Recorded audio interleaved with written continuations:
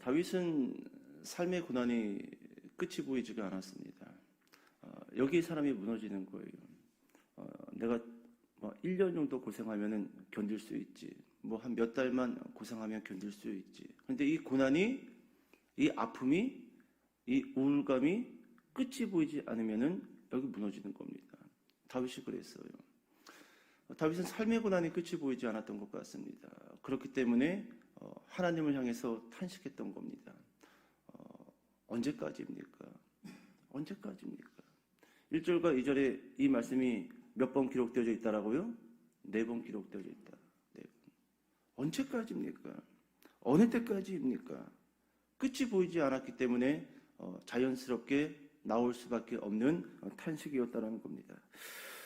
이 탄식 어느 때까지입니까? 언제까지입니까? 이 탄식에는 다윗의 4가지 위기를 안고 있는 탄식이다, 그렇게 말씀을 드렸어요. 첫 번째 위기는 이거였지요. 하나님이 나를 잊으셨다라는 위기. 하나님이 나를 잊어버린 거 아닌가? 어쩌면 지금 나의 이 모든 이 행위, 그리고 신앙생활을 하고 있다고 나는 그렇게 생각을 하고 있는데, 어쩌면 하나님과 나랑 전혀 상관없는 관계가 아닌가? 내 삶을 봤을 때 도무지 하나님께서 내 삶을 만져주고 있다라는 증거를 찾을래야 찾을 수가 없어요. 오히려 하나님과의 관계가 끊어졌다라는 증거를 찾는 게 더 빠른 것 같아요. 이게 다윗의 첫 번째 위기였어요. 어느 때까지입니까? 이 안에 안고 있었던 첫 번째 위기, 하나님이 나를 잊으신 것이 아닌가. 두 번째 위기는 이거였지요. 주의 얼굴을 나에게서 숨기셨다라는 위기. 하나님이 나에게 얼굴을 돌려버리신 거 아닌가. 내가 차지도 않고 뜨겁지도 않고 하는 것도 아니고 안 하는 것도 아니고 벌써 그렇게 10년, 20년, 30년 뜨뜻미지근하게 신앙생활하고 믿음생활하고 기도생활했는데, 하나님이 혹시 나에게서, 우리 자녀에게서, 우리 교회에게서 하나님의 얼굴을 돌려버리신 것이 아니겠는가. 이것이 다윗이 가지고 있었던 두 번째 위기라는 겁니다. 사무엘 선지자 어머니 한나가 바로 이와 같은 위기를 안고 있었던 여자였습니다. 어저께도 말씀드렸지만, 이 한나는 어떤 위기 가운데 특별히 놓여져 있었지요? 아이를 낳지 못하는 위기.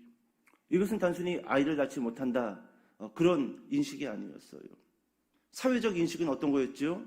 하나님께 저주를 받은 여자, 뭔가 잘못한 게 있는 여자, 하나님이 버린 여자, 그렇기 때문에 하나님께서 잉태치 못하게 하는 여자, 태를 닫아버린 여자, 하나님이 버렸다라는 이런 그와 같은 사회적인 인식과 위기를 안고 있었던 여자가 한나예요. 하나님이 나를 잊으셨구나. 사람들이 나를 그래. 사람들이 말이.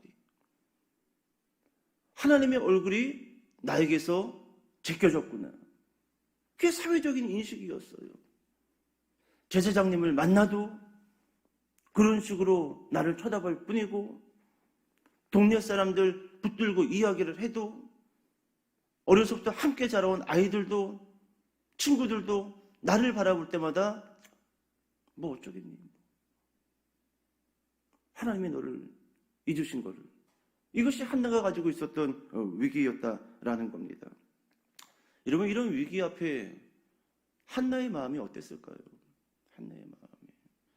사람에게 잊혀져 버린 것은 나도 무시하면 끝납니다. 끝까지 나도 무시해버리면 되죠. 사람에게 왕따 받는 것은 나도 그 사람 왕따해버리면 됩니다. 끝나버려요. 근데 하나님이 나를 왕따시켰다, 하나님이 나를 버렸다, 이거는 피할 방법이 없어요.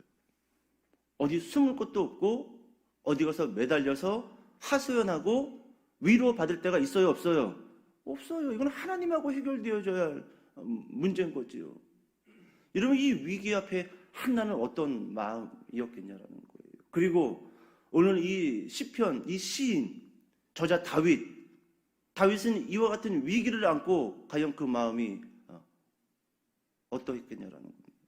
오늘 여러분, 이 위기 앞에 놓여진 이 다윗, 여러분 자연스럽게 세 번째 위기로 넘어갈 수 있을 것 같아요. 자, 2절 말씀 읽어보도록 할게요. 13편 2절. 자, 시작. 나의 영혼이 번민하고 종일토록 마음에 근심하기를 어느 때까지 하오며. 여기까지요.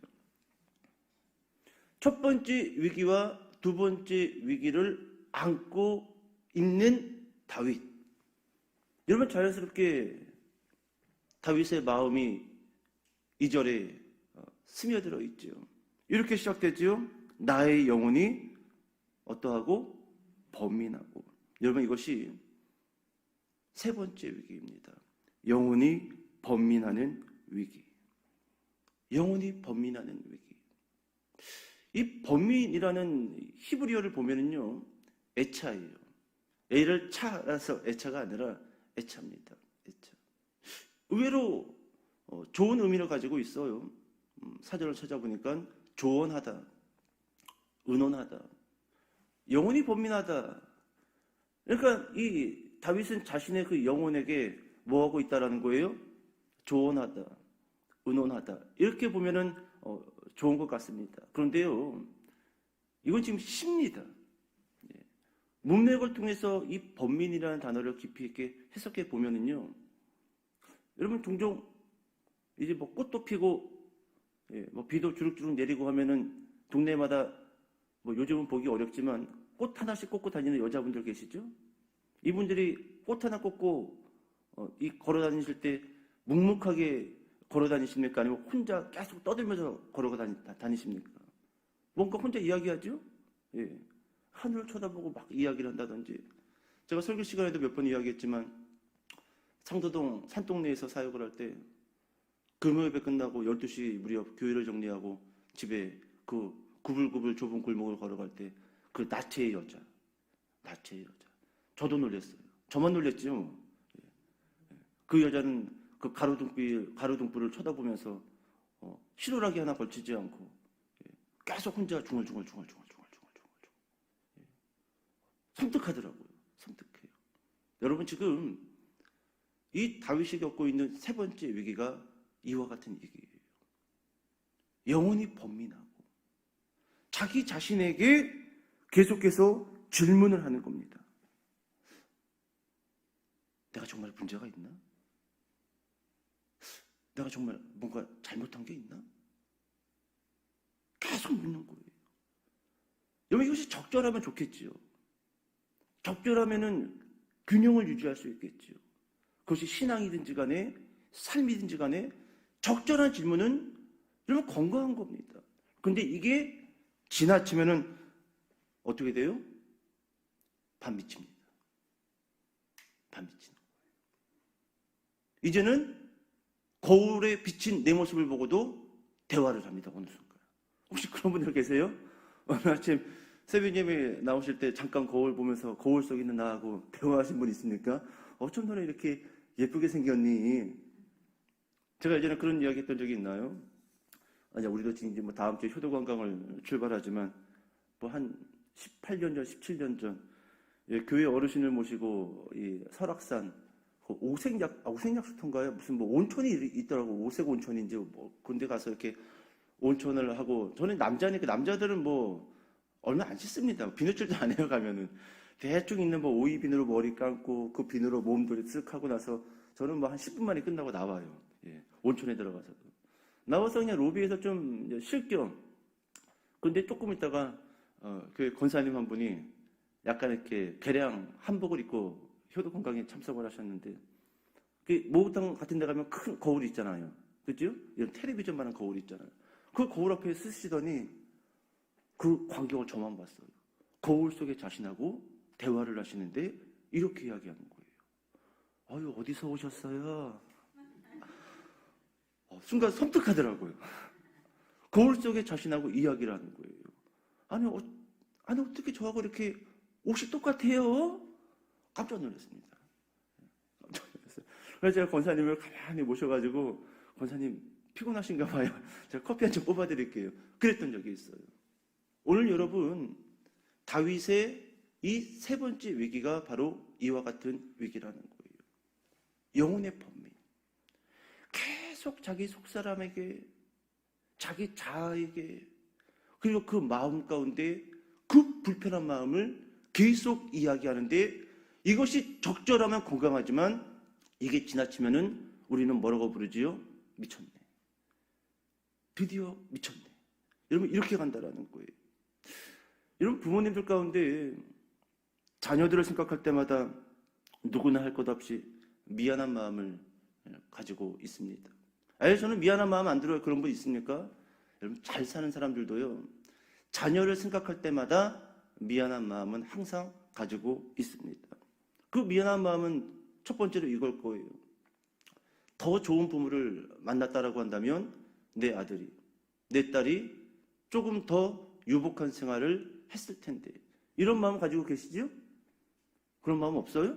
이놈의 새끼, 뭐 이 정도면 됐지 뭐. 내가 쎄빠지게 고생했는데. 그런 생각하고 계십니까? 이런 부모라고 한다면 자녀를 향해서 불편한 마음이 있다라는 거예요. 그런데요, 이 마음이 조금 심하신 분들은요, 자녀들에게 죄책감을 가지고 계신 분들도 상당히 있습니다. 죄책감. 저도 이 나이를 먹고 이제 애들이 고등학생 되고 중학생 되고 이러다 보니까요, 자주 그렇지는 않지만 가끔씩 이 새벽 예배를 나오기 위해서 샤워를 잠깐 할 때 문득문득 이 아이들 얼굴이 떠오르면요, 마음이 힘들어요. 힘듭니다. 상당히 힘들어요. 상당히. 제 이 영혼이 약간 이 붕괴되는 듯한 느낌을 자녀들을 생각할 때마다 문득문득 떠올라요. 얘들이 나를 안 만났으면. 얼마 전에 둘째가 그런 이야기 하더라고요. 한 2주, 3주 전쯤에 아빠 다시 취직하면 안 돼? 취직하면 안 돼? 그러면 조금 더 지금보다 더 잘 살 수 있을 것 같은데, 엄마도 다시 취직하고 아빠도 취직하고.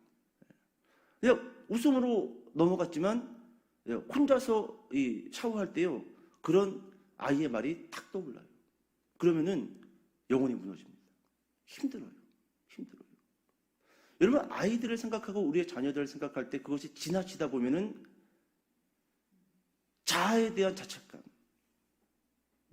그 죄책감으로 끊임없이 파고 들어가는 생각 가운데 접어들게 된다는 거예요. 여러분 보세요. 여러분, 미안한 마음 그리고 죄책감, 이 모든 것들은 우리의 마음의 불편함으로부터 시작된다라는 겁니다. 마음이 불편하다는 거예요. 그래서 미안하고 마음이 불편한 겁니다. 그래서 여러분 죄책감에 사로잡힌다라는 거예요. 그런데 이 마음의 불편함이 계속 이야기하고 있지만 적절하게 작용하면은 여러분 삶을 건강하게 해줍니다. 하지만 이 마음의 불편함이 지나치게 작용하면 반대로 삶의 질이 좋아질까요? 아니에요. 삶의 질이 좋아질 수가 없다라는 겁니다. 여러분, 우리 이런 남자분들 있죠, 남편분들. 퇴근할 때마다 집안에 필요하지 않는 물건 하나씩 꼭 들고 오는 이런 남편들 하나 있어요. 제 친구가 그래요. 그 친구는 지금도 그렇습니다. 거절을 못해요. 왜 그럴까요? 불편한 거예요. 저 할머니가 콩나물 한 봉지 이거 얼마 안 남았으니까 한 3,000원에 다 가져가. 그러면 저희 같으면 어떻게 가요? 듣는 둥 마는 둥 하고 지나가지요? 그런데요, 마음이 불편한 사람은 그거 지나갈 수 없습니다. 근데 봐요. 이 마음의 불편함, 미안한 마음, 또 심하면 그 죄책감인데 이것이 적절하게 작용하면 삶이 참 건강할 수가 있다는 거예요. 근데 이 마음의 불편함이 지나쳐서 거절하지 못한다라고 한다면, 거부하지 못한다라고 한다면 엄청난 재정적인 낭비가, 엄청난 시간을 낭비할 수밖에 없다라는 거예요. 결국 무엇이 깨질까요? 삶이 깨져요. 심지어는 여러분 신앙도 깨질 수밖에 없다라는 겁니다. 자, 여러분 하나님과의 관계에서도 영혼이 번민하고 있는 사람도 마찬가지라는 겁니다. 여러분 영혼의 번민이 적절하면요, 영혼의 유익이 있습니다. 느슨하다 싶으면 조이면 되고요. 너무 조였다 싶으면 살짝 풀어주면 된다라는 것이죠. 그런데 영혼의 번민이 지나치면은 딱 2가지 모습으로 나타나요. 첫 번째, 영적 슬럼프에 빠지든지, 두 번째, 종교 중독이나 광신 또는 맹신에 빠지게 됩니다. 여러분, 종교 중독이라는 단어를 들어보셨습니까? 삶은 뒤로 하고 종교에 빠져 있는 거예요. 아유, 그건 뭐 어디 뭐 타종교에나 있는 거 아닐까요? 아니에요. 아니에요. 기독교 안에도 종교 중독에 빠져 있는 사람들이 있어요. 지나친 영혼의 번민, 두 가지 모습으로 등장합니다. 첫 번째, 영적 슬럼프. 하나님이 나에게 얼굴을 돌린 것 같아. 내가 신앙생활을 안 하는 건 아닌데. 두 번째 뭐라고요? 지나친 종교 중독. 계속 하나님의 그 얼굴을 돌리기 위해서 무언가 하나님이 나를 기억해달라는 그 아우성과 몸부림침으로 종교 중독에 빠져서 균형이 깨어져 버리는 겁니다. 균형이 깨어지는 거예요.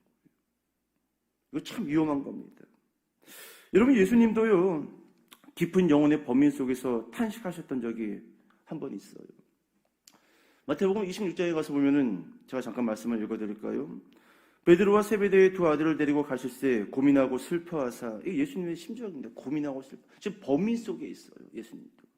육신을 입고 있기 때문에 계속 이 범민, 스스로의 자아에게, 스스로의 영혼에게, 스스로에게, 마음에게 계속 질문을 던지는 겁니다. 이게 맞는 걸까? 이게 맞는 걸까?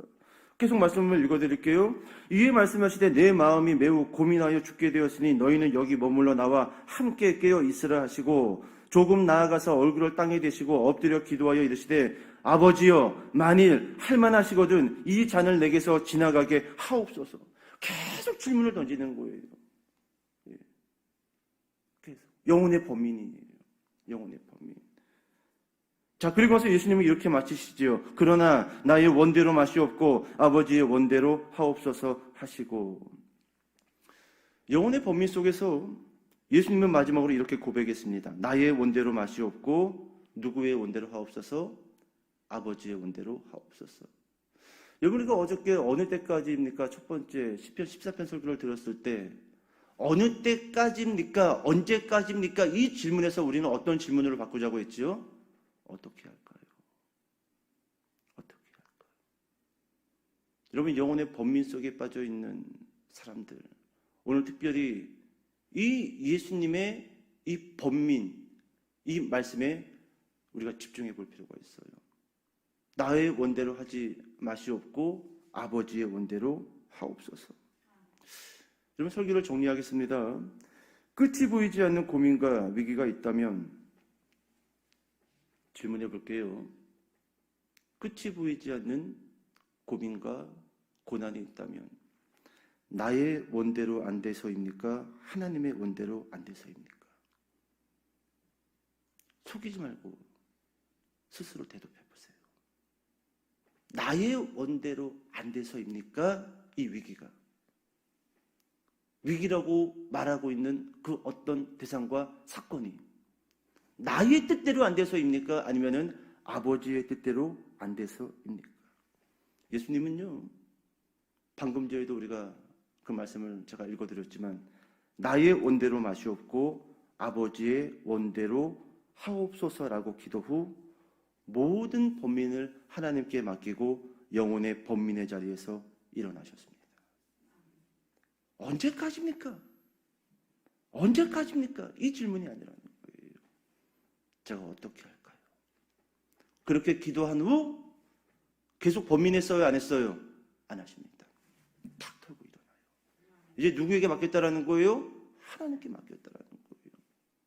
만약 우리가 하나님 앞에 나와서 이 범민의 자리에서 계속 맴돌고 있다라고 한다면 어쩌면 그 범민은 아버지의 뜻이 중요한 게 아니라 내 뜻이 관철되지 않고 있기 때문에 범민하고 있을 수도 있다는 겁니다. 진지하게 스스로에게 그 질문을 던져보세요. 나는 내 뜻을 관철하고 이루기 위해서 위기라고 말하고 범민하고 있다고 말하는 건지, 정말로 성경에서 말하고자 하는 그 하나님의 뜻 때문에 범민하고 위기라고 그렇게 말하고 있는지 구별해 볼 필요가 있다라는 거예요. 자, 이제 시편 13편으로 넘어와서 5절과 6절 마지막 말씀을 같이 한번 읽어볼게요.